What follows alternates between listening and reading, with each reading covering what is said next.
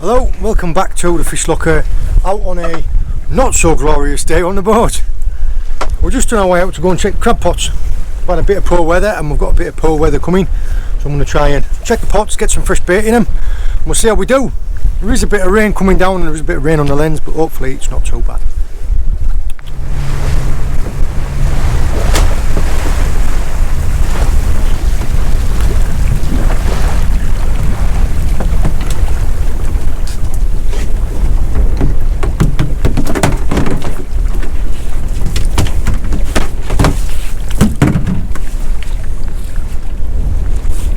Trying to get some of the weed off the rope.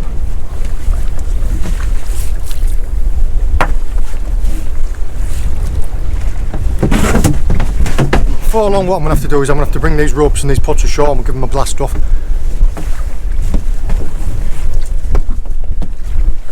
They're just getting too slimy and weedy to be able to pull by hand.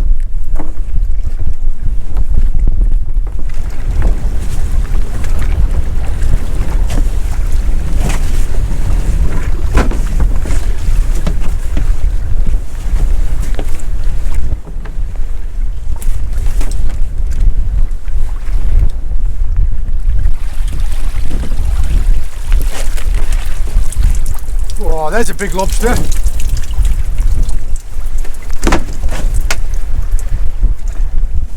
Yeah, that is a nice sized lobster.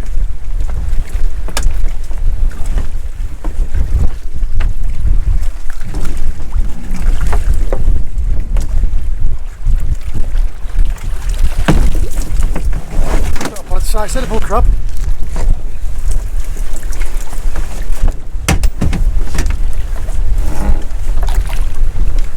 Bait's completely gone though, so that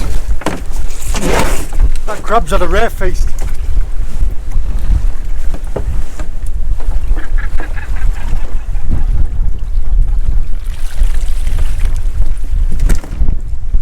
Yeah, nothing but starfish.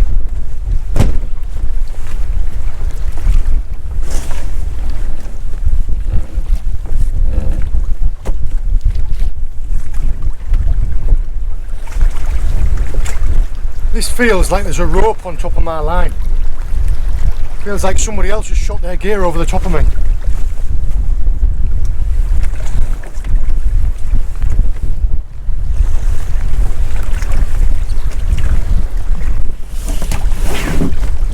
Yeah, what I think has happened,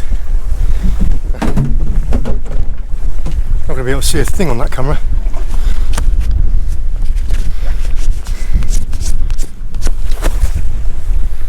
What I think has happened is, as I've laid my fishing gear out along the seabed, someone else has shot over it. So I think that in order to lift my pot now, I'm going to have to lift half of his string.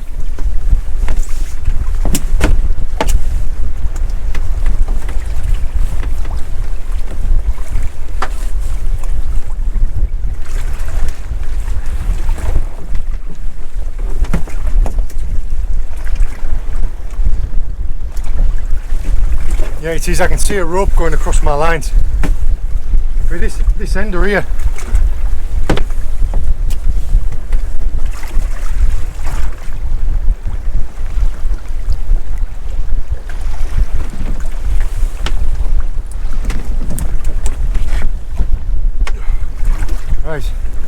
Right, I've managed to free the pots off.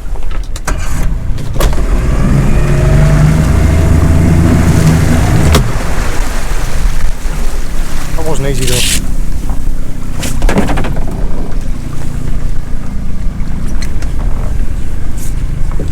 The rope was over 2 pots. I've now managed to swing it, so I bounced it off of one. It's just stuck on the last pot.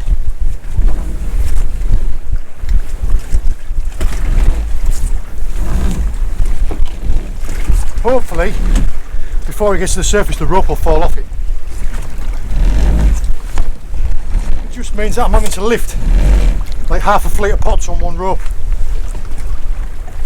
and even though we're only in 40 feet of water, it's not easy. See it now about 10 feet below the surface. There we go. That rope popped off. Oof.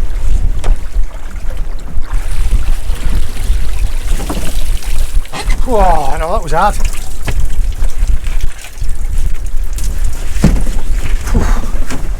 That was hard work. Yeah, that's the problem sometimes, is I've had a string of pots laid out, someone else has shot their pots over me.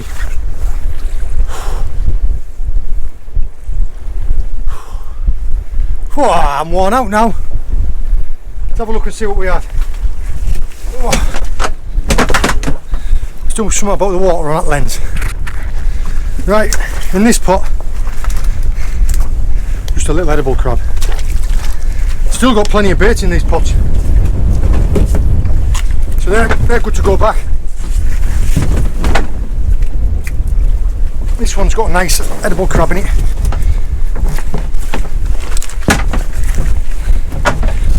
Another thing why you need to check your pots after bad weather is because they can sustain damage.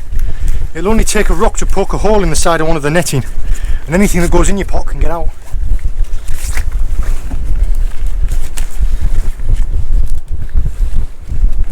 Touch wood, been quite lucky with these pots.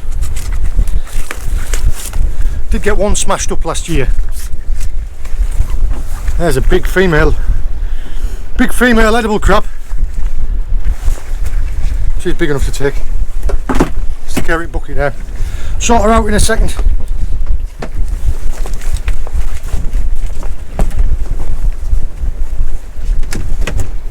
Whoa. Was lucky that, really, to be honest. That sometimes if it happens, if you've got a long string of pots, like you've got 30 pots, and someone shoots right across the middle of you, the easiest thing to do is to just cut your rope and then haul it from the opposite end, and then when you get to two ends together, splice them back together. What's going on here? Come on. Because it was only over two of my pots, wasn't too much of a problem. Now that, look at the size of them claws on there. That's an eatable size male. That lost all his legs down one side. He must have been scrapping with someone. Sometimes when you see like they've lost all the limbs on one side, it's a sign that a seal's had hold of it. Stick him down there. This is just not working at all. Water all over the lens again. Well, the real star is this lady here. Whoa. She's a Brahma. No eggs, no V-notches, well above minimum landing size. This one's going to be, well, at least 105. That was worth it just for that one. Perfect.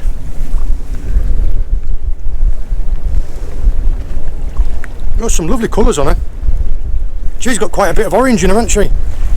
Sometimes you get them and they're all dark, and other times you get them real pale.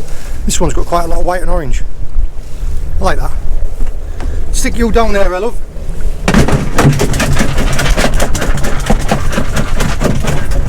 Calm down. Right. Are you going to stop?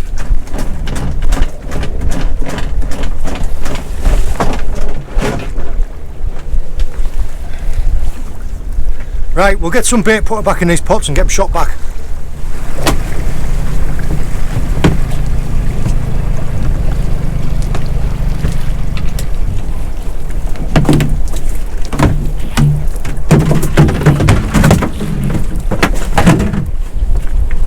This isn't a good start.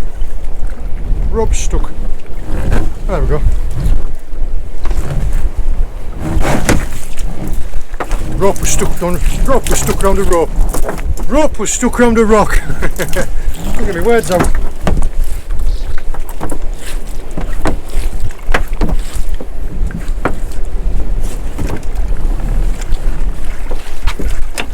I was quite a while trying to get that pot free.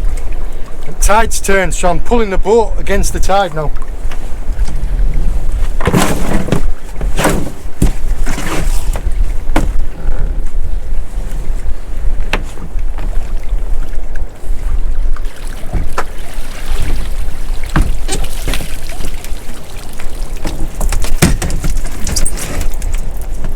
just grabbed velvets and edibles.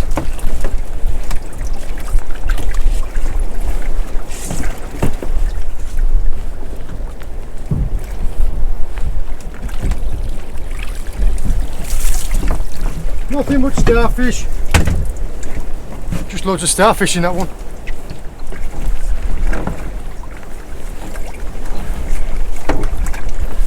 A little bit of rain and I've got the sea to myself today. You'd think people had never heard of waterproofs.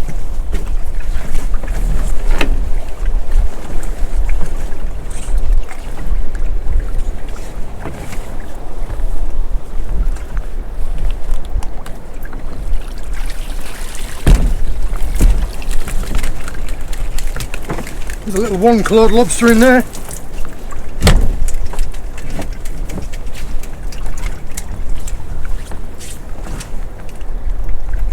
Oh, come on.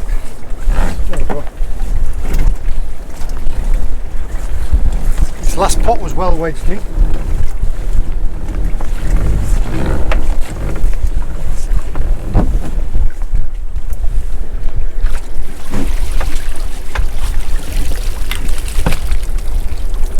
Two more edibles.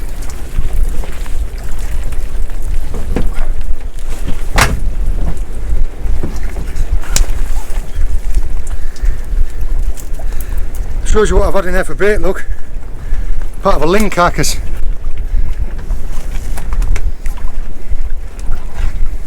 A little edible.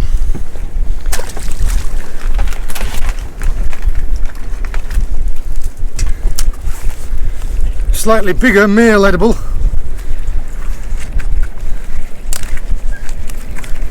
He's a better size, isn't he? Oh, I tell you what, he's after it. Claws are quite big. I'm going to put a measure on him. We'll see how big he is because he might be big enough to take.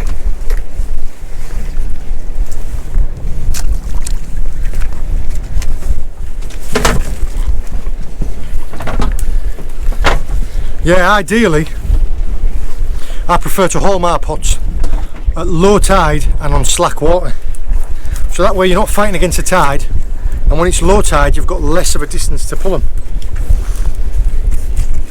I did spend like 15 minutes pulling that pot though, so yeah, tide's turned.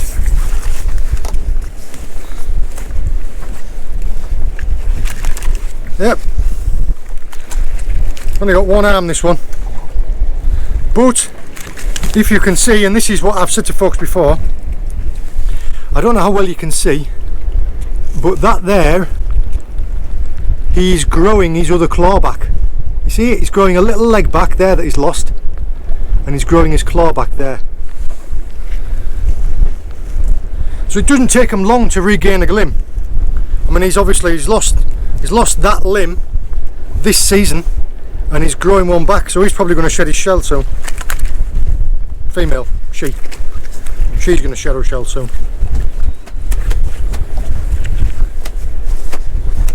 Where's my tape measure?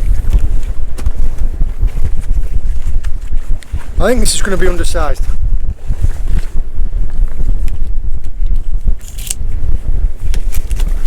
I'm going to say 85.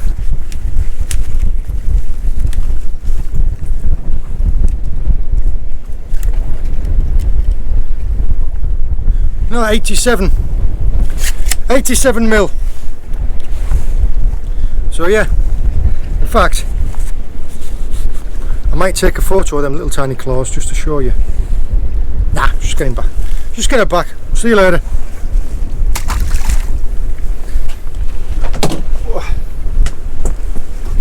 What else we got? A couple of crabs.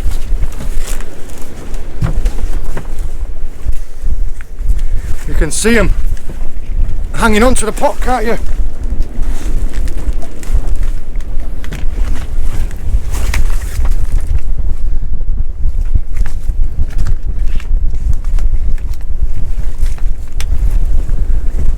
Another one-armed male.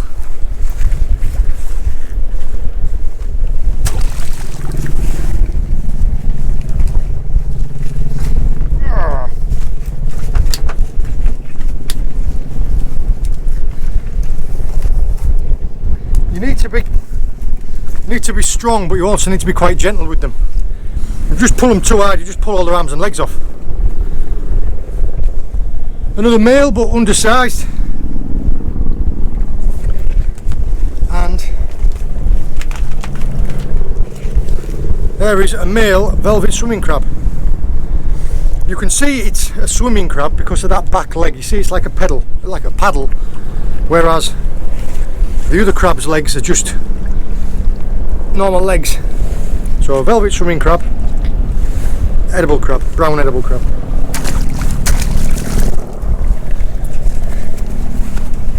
Right.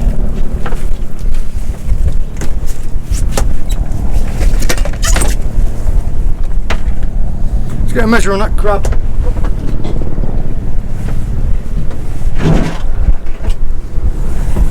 Two different minimum landing sizes for edible crabs in my area. Males is 160, females is 150.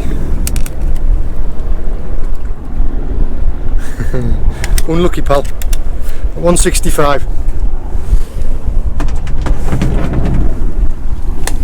Just to give you some type of example as well. This female here is 180. So you measure from the side of there to the side of there. So I have one lobster action packs.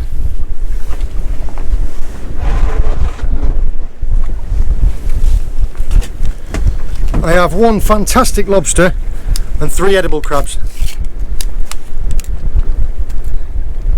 And that is 107. 107. Perfect. Aye, hard work today, but worth it. Let's get these pots baited and shot back.